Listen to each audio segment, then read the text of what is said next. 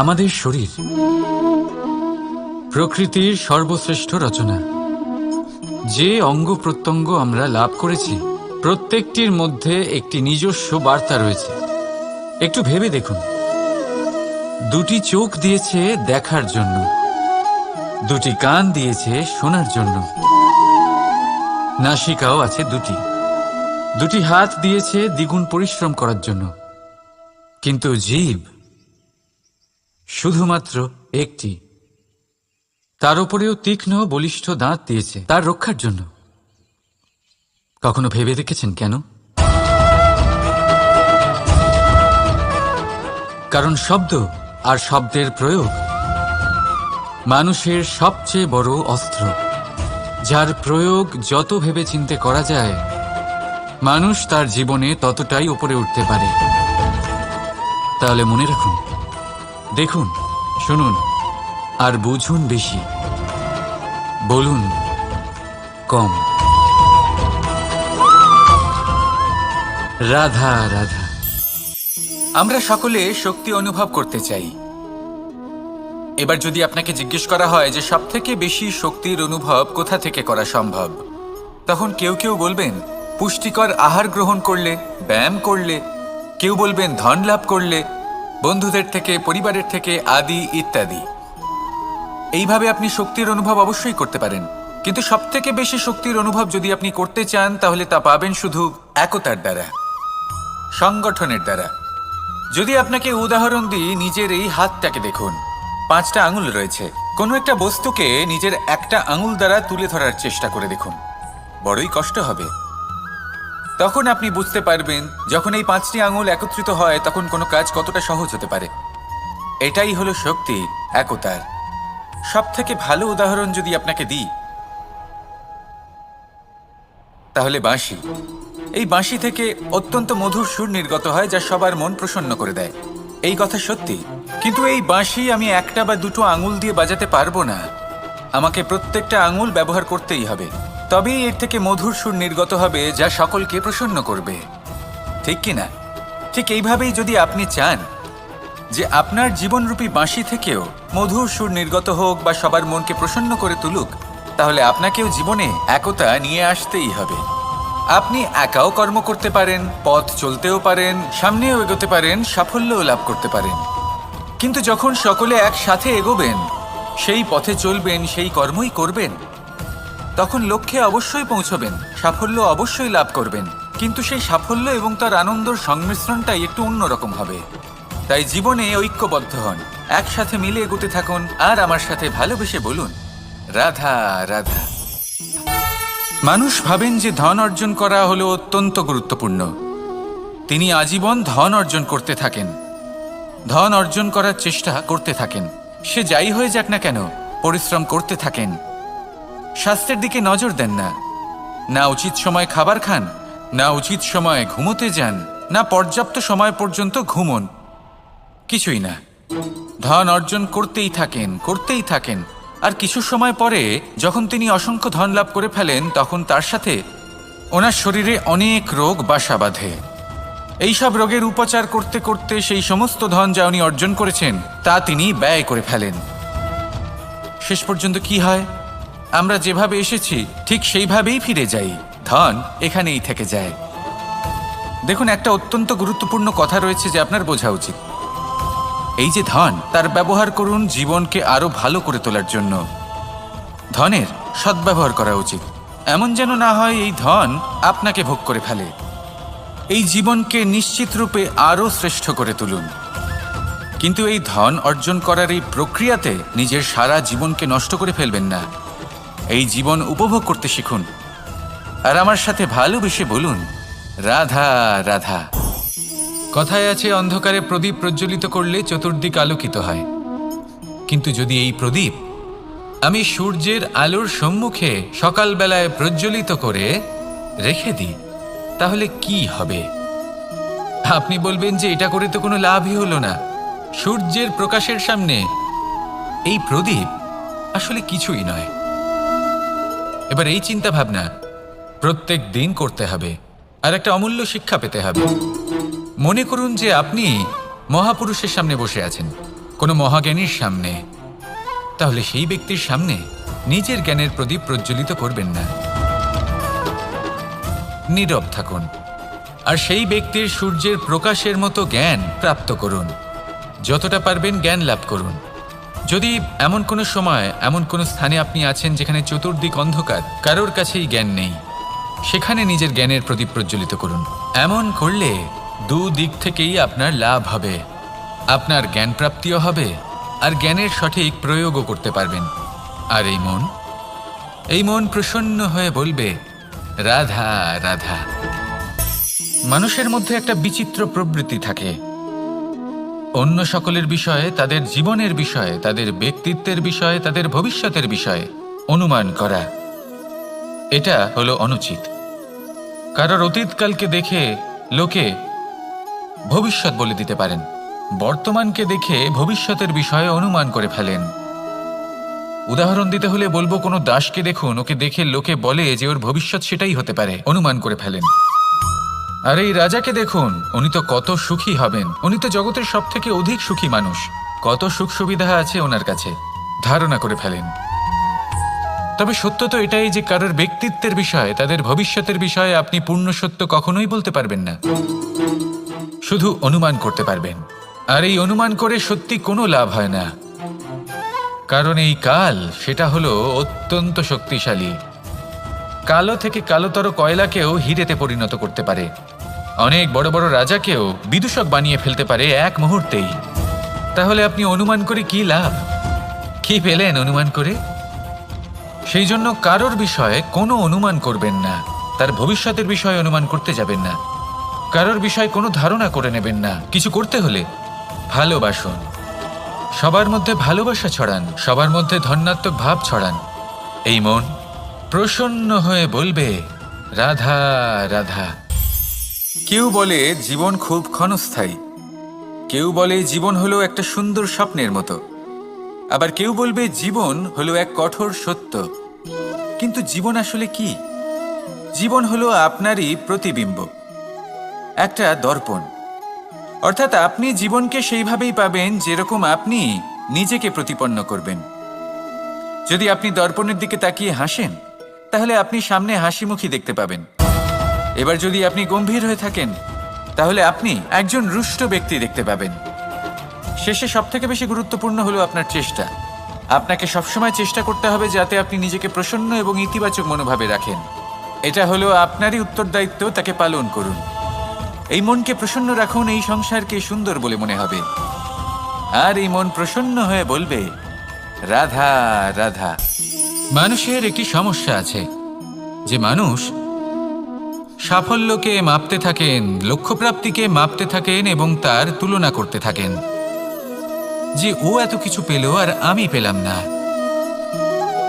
ওর কাছে এত কিছু আছে কিন্তু আমার কাছে নেই।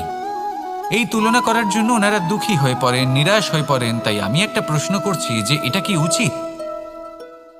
এই সংসারে আপনি কি নিয়ে তুলনা করবেন, যেখানে সূর্যদেব চন্দ্রমা দুজনেই আছেন, দুজনেই হলেন বিশেষ, দুজনেই নিজ নিজ সময়ে উদিত হন।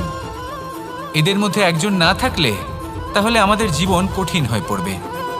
ঠিক সেইভাবেই আপনি যদি একটা বড় রেখা অঙ্কন করেন, তাহলে অন্য রেখাটি ছোট হয়ে পড়ে না, সে তেমনই থাকে যেমনটা সে ছিল।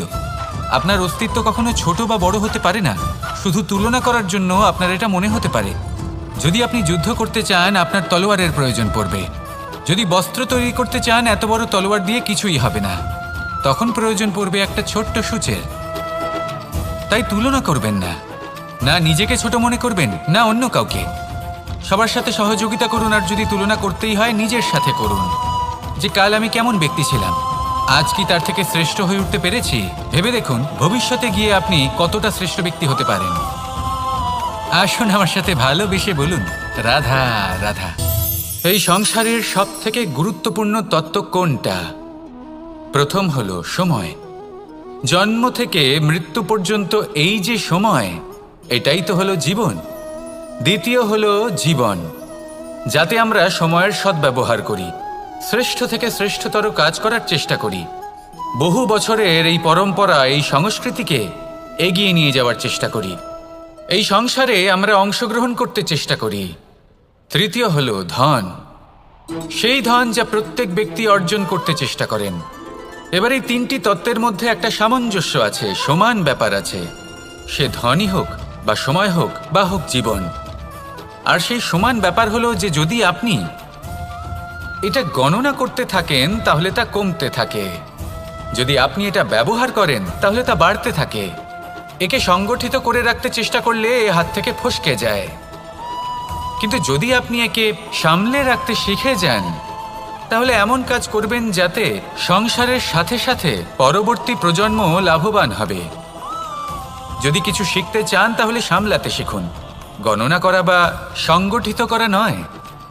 আসুন আর আমার সাথে ভালোবেসে বলুন, রাধা রাধা। এই সংসারে সাফল্য লাভ করার জন্য জ্ঞানের প্রয়োজন হয়, পরিশ্রমের প্রয়োজন হয়, দৃঢ় নিষ্ঠার প্রয়োজন হয়, নিরন্তর চেষ্টা করা প্রয়োজনীয়। কিন্তু আরও কিছু আছে যা অত্যন্ত প্রয়োজনীয় এবং গুরুত্বপূর্ণ। তা হলো ভালো বন্ধু।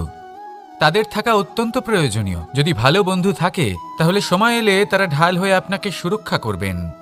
সময় এলে অস্ত্রের মতো শত্রুকে সংহারও করবেন। যদি তিনি জ্ঞানী হন, তাদের মধ্যে সদ্গুণ থাকে, তাহলে এই সব গুণ আপনার মধ্যেও প্রবেশ করবে। তাহলে সাফল্যের জন্য ভালো বন্ধু পাওয়া অত্যন্ত প্রয়োজনীয়। কিন্তু শুধু বন্ধু কেন, ভালো শত্রুও থাকা প্রয়োজনীয়। এবার আপনি ভাববেন, এ আমি কি বললাম? যদি আপনার জীবনেও ভালো অর্থাৎ শক্তিশালী শত্রু থাকে তাহলে আপনিও শক্তিশালী হতে থাকবেন। এই শত্রু আপনাকে প্রেরিত করবে আরও বেশি শক্তিশালী হয়ে ওঠার। কখনো কোনো হরিণকে দেখুন, তীব্র গতিতে দৌড়তে থাকে। কেন তীব্র গতিতে দৌড়য়? এই কারণে নয় যে কোথাও তার জন্য মধুর ঘাস অপেক্ষা করে রয়েছে, না।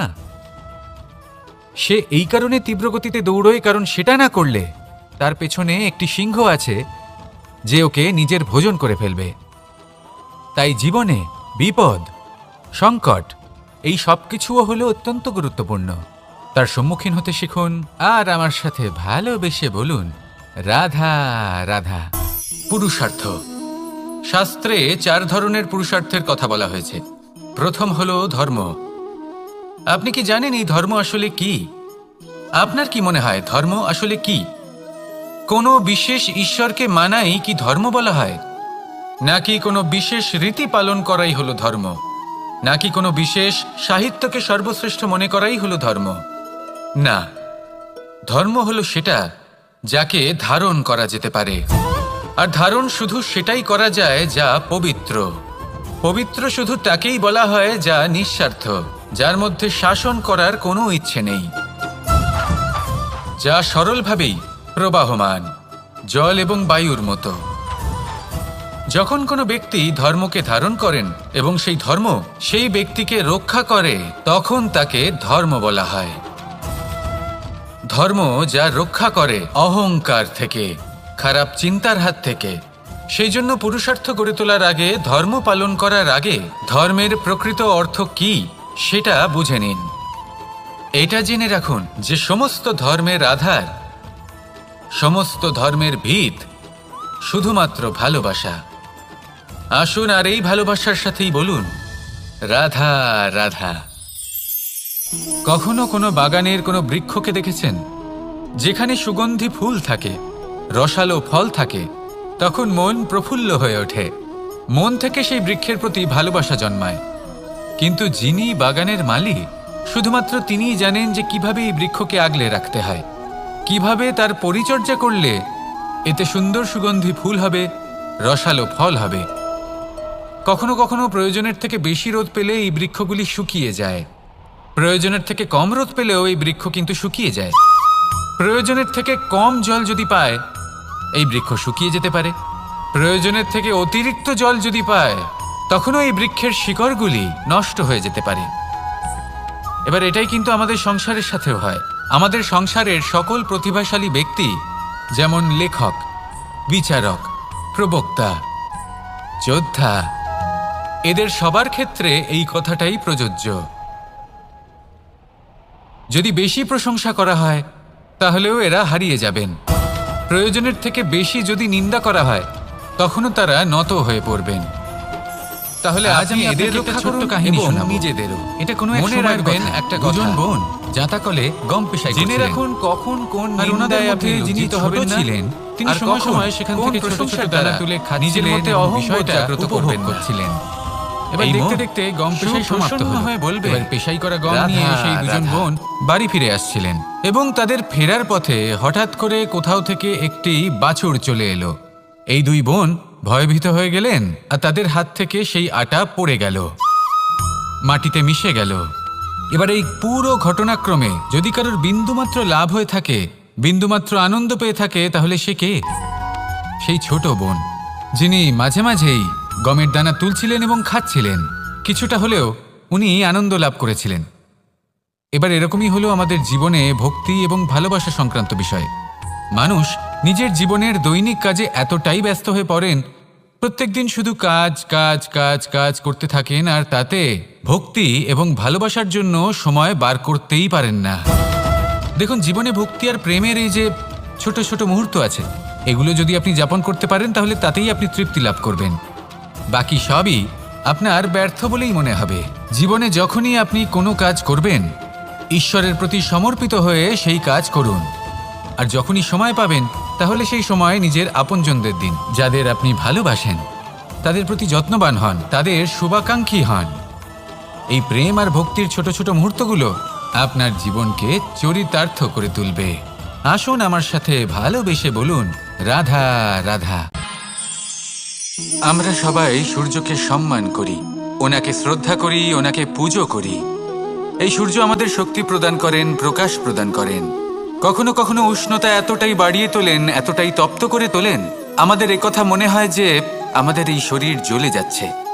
তখনও আমরা বিরোধিতা করি না, তাকে কটু কথা শোনাই না, আমরা সসম্মানে তা গ্রহণ করি। কেন কেন করি? কারণ আমরা জানি যে সন্ধেবেলা যখন সূর্যাস্ত হবে, তখন শুধুমাত্র অন্ধকার বাকি থাকবে। ঠিক কিছুটা এরকমই হয় আমাদের মাতা পিতাও, যিনি আমাদের জন্ম দেন, আমাদের ভরণ পোষণ করেন, আমাদের বড় করেন, আমাদের প্রেম প্রদান করেন। কখনো কখনো তাদের মুখ থেকে কটু কথা নিঃসৃত হয়, আমাদের দুঃখ হয়, কিন্তু তখন আমাদের এটা বোঝা উচিত এগুলি নিঃসৃত হচ্ছে আমাদেরই মঙ্গলের জন্য। যেমন সূর্যদেব, উনিও উত্তাপ দিয়ে থাকেন আমাদেরই মঙ্গলের জন্য, যাতে ফসল পাকতে পারে, যাতে জল বাষ্প হয়ে মেঘ হতে পারে, বৃষ্টি হতে পারে, আর এই সংসারে নিরন্তর জলের প্রবাহ থাকে। আমাদের মাতা পিতা, তাদের কঠোর আচরণ, তাদের কঠোর অনুশাসনের পেছনে লুকিয়ে থাকে ওনাদের ভালোবাসা। আমাদের তা বুঝতে হবে, সসম্মানে ওনাদের গ্রহণ করতে হবে। কারণ ঠিক সূর্যাস্তের পরে যেমন চতুর্দিক অন্ধকারচ্ছন্ন হয়ে যায়, তেমনি আমাদের জীবন থেকে যখন আমাদের মাতা পিতা চলে যায়, তখন আমাদের জীবনেও শুধু এবং শুধুমাত্র অন্ধকারই ছেয়ে থাকে। সেই জন্য নিজের মাতা পিতাকে সম্মান করুন, ওনাদের ভালোবাসা প্রদান করুন। এই মন আর এই জীবন প্রসন্ন হয়ে বলবে, রাধা রাধা।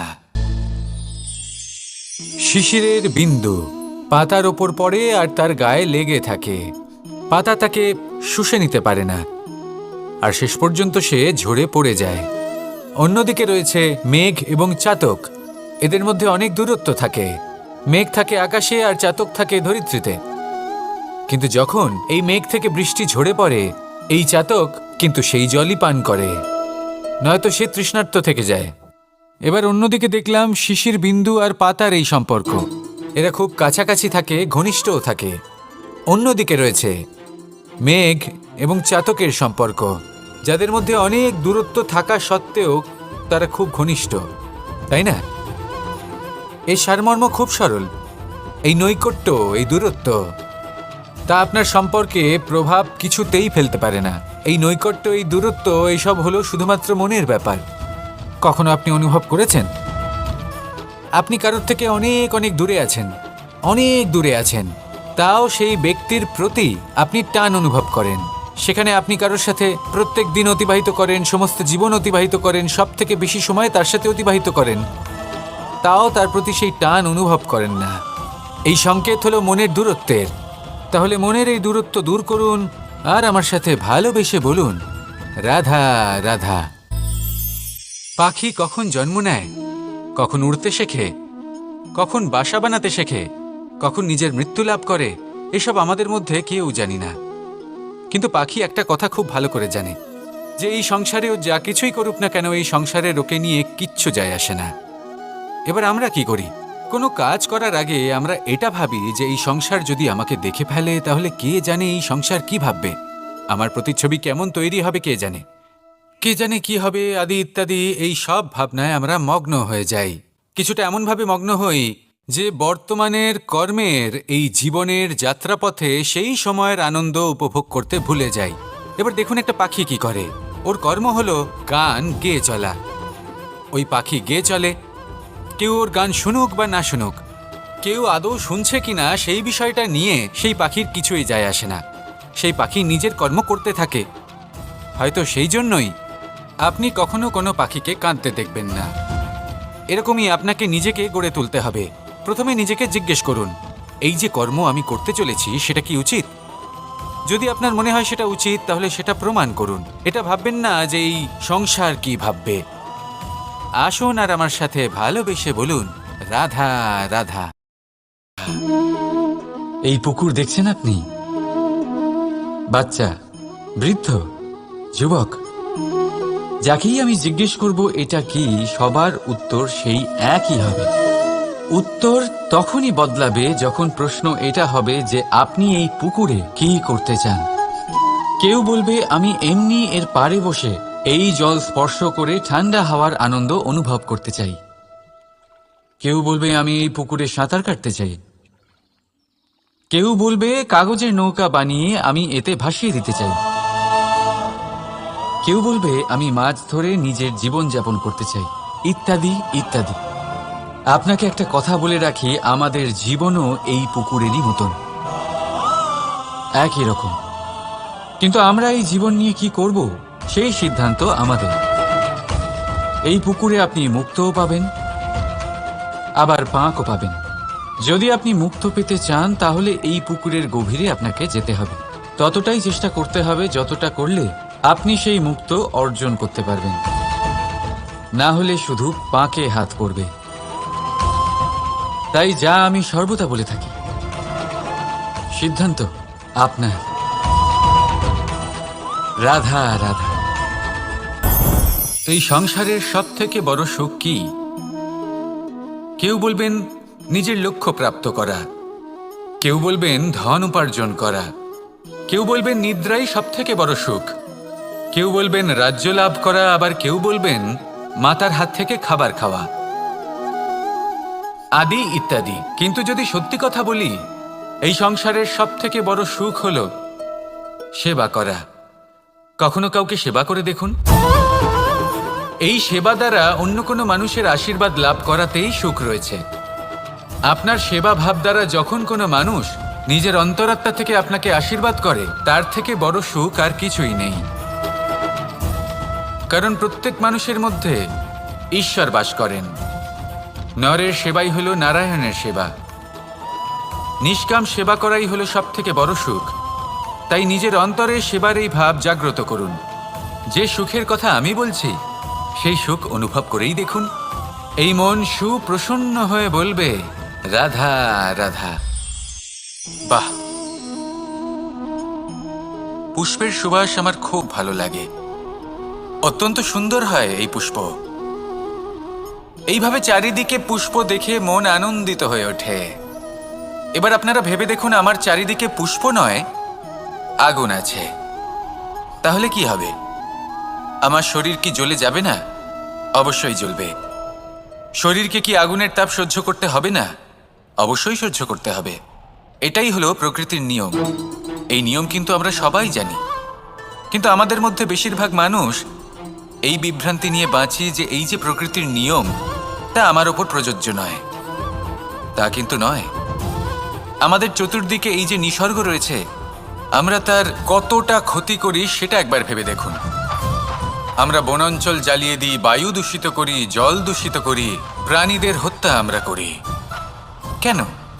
এই নিসর্গ আমরা নষ্ট করি, যদিও আমরা জানি যে আমরাও হলাম এই নিসর্গেরই অংশ।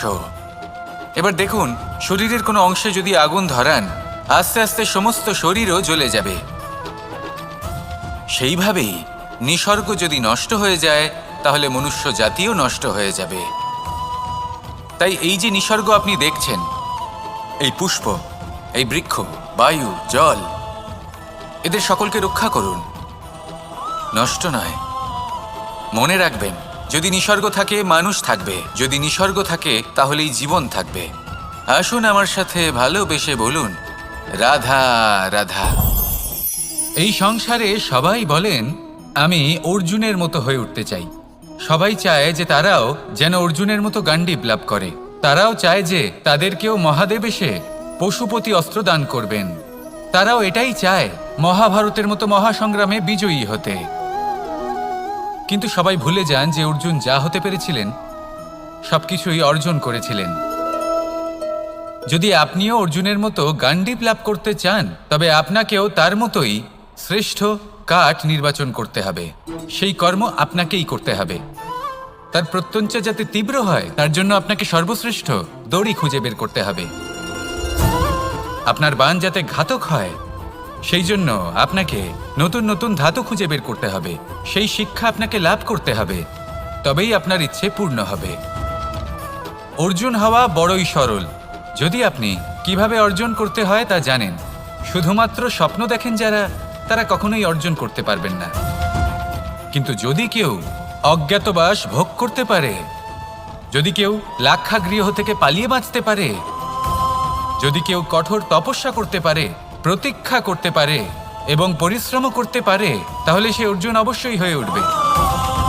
যদি আপনি অর্জুন হয়ে উঠতে চান তাহলে কর্ম করতে শিখুন আর আমার সাথে ভালোবেসে বলুন, রাধা রাধা। জীবন থাকলে লক্ষ্য অবশ্যই থাকবে। যদি লক্ষ্য থাকে তার পথ অবশ্যই থাকবে। যদি পথ থাকে তাহলে বাধা অবশ্যই থাকবে। আর এর উপরেই নির্ভর করে যে আমরা জীবনে সফল হব না অসফল, পুরস্কারের ভাগীদার হব নাকি তিরস্কারের। মনে করুন আপনাকে একটা কাজ করতে হবে, আপনাকে পর্বতারোহণ করতে হবে, আর সেই পথের ঢাল আপনাকে একাধিকবার ফেলে দেবে। পাথর আপনাকে একাধিকবার আহত করবে। এই অবস্থায় কি করবেন?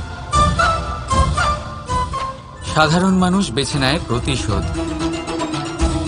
সেই পর্বতকে নষ্ট করে দেওয়ার চিন্তা ভাবনা করে, তার ভিতকে নড়িয়ে দেওয়ার কথা ভাবে সেই মানুষ। কিন্তু পর্বতকে তো কেউ নষ্ট করতে পারে না। তাই অসফল হওয়ার সাথে সাথে কুখ্যাতিরও ভাগীদার হয়ে যায় সে। দ্বিতীয় পথ হলো পরিবর্তন। যদি আপনি সেই পর্বত ভাঙার পরিবর্তে তাতে সোপান তৈরি করেন, তাহলে আপনিও সেই পর্বতে উঠতে পারবেন, অন্য কেউও তাতে উঠতে পারবে, আগামী প্রজন্মও তাতে উঠতে পারবে, আর সেই আগামী প্রজন্ম সর্বদা আপনার সুনাম করবে। তাই জীবনে প্রতিশোধ নয়, পরিবর্তন বাছুন। বদলা নয়, বদল বেছে নিন। আপনার বাধা আপনার বন্ধু হয়ে যাবে। রাধা রাধা। সমস্ত মানুষের জীবন কিছুটা সমান হয়। মানুষ জন্মগ্রহণ করে, তারপর চলতে শেখে, জীবনে এগিয়ে চলে, বার্ধক্য লাভ করে, তারপর সমাপ্ত হয়ে যায়। কিন্তু সেই ব্যক্তিরা কারা যারা প্রকৃত অর্থে মনুষ্য জীবন যাপন করেন? এনারা হলেন সেই ব্যক্তি যারা পড়ে গেলেও আবার উঠে দাঁড়ানোর চেষ্টা করেন, নিজের ভেঙে পড়া অস্তিত্বকে আগলে নিয়ে আবার একটা আকার দেওয়ার চেষ্টা করেন, ভগ্ন আশাকে আবার একটা নতুন দিশা দেন। অসফল হওয়ার পরেও থামেন না, আবার এগোতে থাকেন। অসফল হওয়ার পরে যদি আপনি থেমে যান তাহলে সাফল্য আপনার সামনে অপেক্ষা করে, কিন্তু আপনি তা দেখতে পান না। তাই জীবনের সংঘর্ষে অংশগ্রহণ করতে শিখুন। জীবনের সংঘর্ষ থেকে পালাবেন না। আসুন আমার সাথে ভালোবেসে বলুন, রাধা রাধা। একবার একটা শেয়াল বনে বিচরণ করছিল। ও একটা ছোট্ট শাবক দেখতে পেল। ও ভাবলো, আজ একেই আমি খাবার হিসেবে গ্রহণ করব। আশেপাশে দেখলো কেউ দেখছে না তো, কেউ ছিল না, আর সেই শাবকের ওপর আক্রমণ করলো, যা হলো একটা ঘোর অপরাধ। বনের নিয়ম অনুসারে আপনি কখনোই শাবকের উপর আক্রমণ করতে পারেন না। তারপর এই খবরটা যখন রাজা সিংহ জানতে পারলেন, সভার আয়োজন করলেন। কিন্তু সেখানে শেয়াল বলল, আমি তো এরকম কিছু করিনি। কিন্তু যদি আপনি এরকম বলেন, কোনো প্রমাণ দিন, এর কোনো সাক্ষী আছে? তখন রাজা সিংহ প্যাঁচাকে ডেকে পাঠালেন, যে সেই মুহূর্তে বৃক্ষের শাখার ওপর বসেছিল। সে সব কিছু দেখেছিল। প্যাঁচা সব সত্যি কথা বলল, আর শেয়ালকে মৃত্যুদণ্ড দেয়া হলো।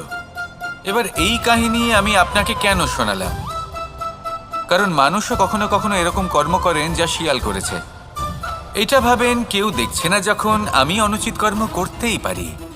কিন্তু না, আপনি যাই করুন না কেন, কেউ না কেউ অবশ্যই তা দেখছে। কোনো ব্যক্তি না হলেও কোনো প্রাণী, না হলে কোনো যক্ষ বা দেব বা প্রেত।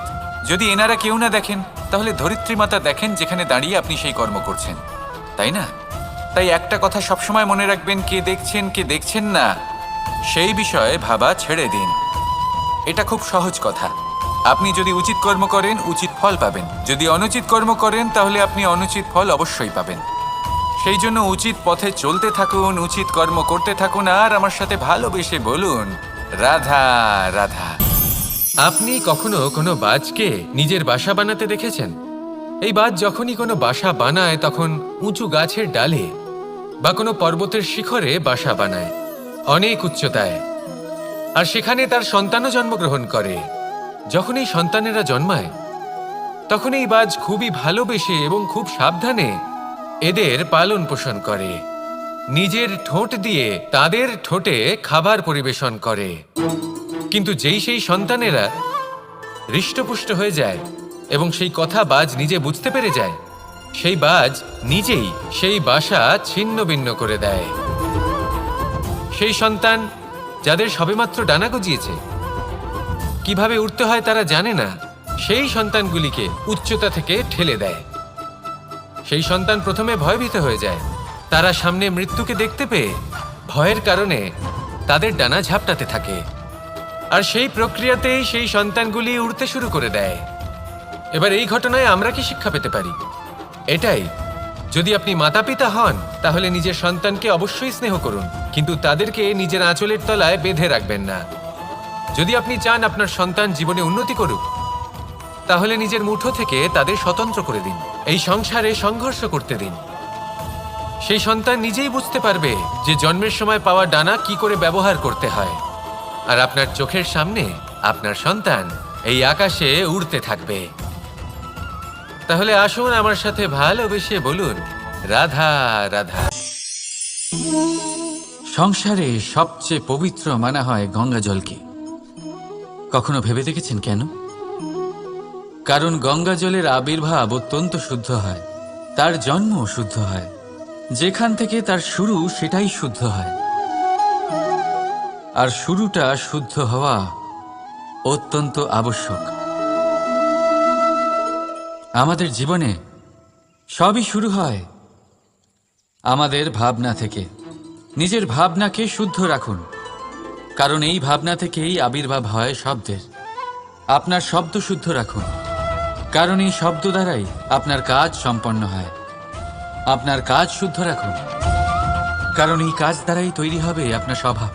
স্বভাব থেকেই তৈরি হয় আপনার অভ্যাস, আর অভ্যাস থেকে তৈরি হয় আপনার চরিত্র।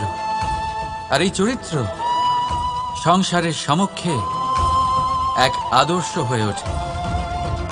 তাই ভাবনা থেকে আদর্শের এই যাত্রা শুভ তখনই হয়ে ওঠে যখন আপনার ভাবনা শুদ্ধ হয়।